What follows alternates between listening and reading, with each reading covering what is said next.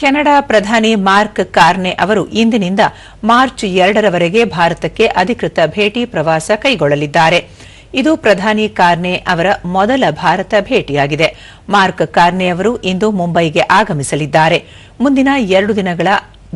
ಮುಂದಿನ 2 ದಿನಗಳಲ್ಲಿ ಅವರು ಭಾರತ ಮತ್ತು ಕೆನಡಾದ ಮುಖ್ಯ ಕಾರ್ಯನಿರ್ವಹಣಾಧಿಕಾರಿಗಳು, ಉದ್ಯಮ ಮತ್ತು ಹಣಕಾಸು ತಜ್ಞರು, ನಾವೀನ್ಯಕಾರರು, ಶಿಕ್ಷಣ ತಜ್ಞರು ಮತ್ತು ಭಾರತದಲ್ಲಿರುವ ಕೆನಡಾದ ಪ್ರತಿನಿಧಿಗಳೊಂದಿಗೆ ಸಂವಾದ ನಡೆಸಲಿದ್ದಾರೆ. ಇಲ್ಲಿಗೆ ಆಗಮಿಸಲಿರುವ ಅವರು ಸೋಮವಾರ ಹೈದರಾಬಾದ್ ಹೌಸ್ನಲ್ಲಿ ಪ್ರಧಾನಿ ನರೇಂದ್ರ ಮೋದಿ ಅವರೊಂದಿಗೆ ನಿಯೋಗ ಮಟ್ಟದ ಮಾತುಕತೆ ನಡೆಸಲಿದ್ದಾರೆ.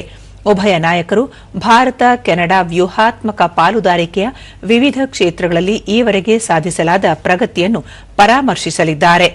ವ್ಯಾಪಾರ ಮತ್ತು ಹೂಡಿಕೆ, ಇಂಧನ, ನಿರ್ಣಾಯಕ ಖನಿಜಗಳು, ಕೃಷಿ, ಶೋಧನೆ, ನಾವೀನ್ಯತೆ ಸೇರಿದಂತೆ ಪ್ರಮುಖ ಕ್ಷೇತ್ರಗಳಲ್ಲಿನ ಸಹಕಾರದ ಕುರಿತು ಚರ್ಚಿಸಲಿದ್ದಾರೆ.